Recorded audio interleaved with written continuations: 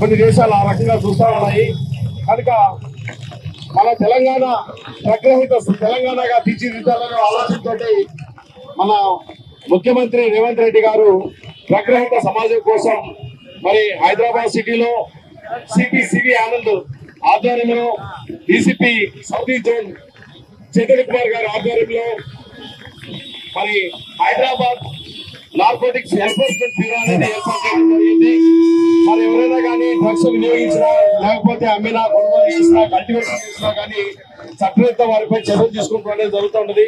మనం ప్రతిరోజు పేపర్లో చూస్తూ ఉన్నాం.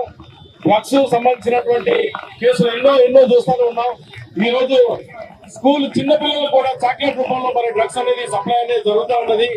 మరి మన చిన్నతనం నుంచి మన పిల్లల్ని మన యువతని లక్ష్యంగా టార్గెట్ చేసుకొని కొంతమంది అసాంఘిక శక్తులు ఈ డ్రగ్స్ అమ్మకం అనేది కొనసాగిస్తడం జరుగుతున్నది. దాని ద్వారా వాళ్ళు ఆదాయం సమకూర్చుకోవాలి.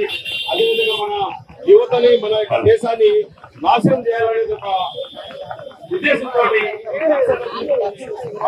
జరుగుతున్నది. దీని మీద మన అందరూ కూడా మహామారిని మన తెలంగాణ రాష్ట్రం నుంచి మన దేశం నుంచి మనం పరిగెత్తాలి. ఈరోజు చూసుకుంటే పంజాబ్ లో ఎక్కడ కూడా డ్రగ్స్ తీసుకొని వాళ్ళ జీవితాన్ని నాశనం చేసినటువంటి సంఘటనలు ఉన్నాయి. ఇప్పుడు కేరళ మొదటి స్థానంలోకి వచ్చింది, పంజాబ్ రెండో స్థానంలోకి వచ్చింది. అదేవిధంగా తెలంగాణ స్టేట్ 28 లో 28వ స్థానంలో ఉంది. దీని అందరి కారణం ఏంటంటే మనందరూ కూడా ఈ డ్రగ్స్ అనే మహమ్మారికి బలైతున్నాం. స్ట్రెస్ బార్ నుంచి బయటపడే ఉద్దేశంతో క్యాంపస్ సెలక్షన్స్ లో జాబ్ వచ్చింది. నాన్న కష్టపడింది చాలు, ఇక వాలంటరీ రిటైర్మెంట్ తీసుకోమన్నాడు. అమ్మ కోసం కొంచెం పెద్ద ఇల్లు తీసుకోవాలి. చెల్లిని తనకిష్టమైన మెడిసిన్ చదివించాలి. శేఖర్కి ఇలాంటి కలలు ఎన్నో ఉండేవి. కానీ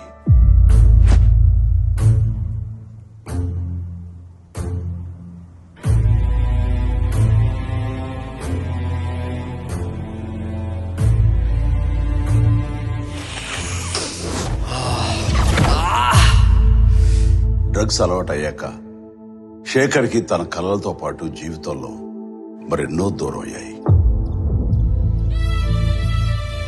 అమ్మా, స్టోర్కి వెళ్ళొస్తానమ్మా. ఇలా ఒక్క శేఖరే కాదు, ఎందరో యువకులు ఈ డ్రగ్స్ గా ఆకర్షితులై తమ జీవితాల్ని నాశనం చేసుకున్నారు.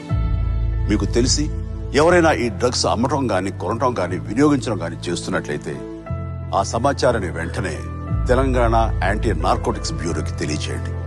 మీరు చేయాల్సిన ఫోన్ నెంబర్ 8712671111. మీ వివరాలు గోప్యంగా ఉంచబడతాయి.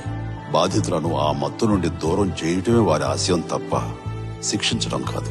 డ్రగ్స్ రహిత సమాజమే లక్ష్యంగా సాగుతున్న మన తెలంగాణ ప్రభుత్వ సంకల్పంలో నాతో పాటు మీరు చేతులు కలపండి.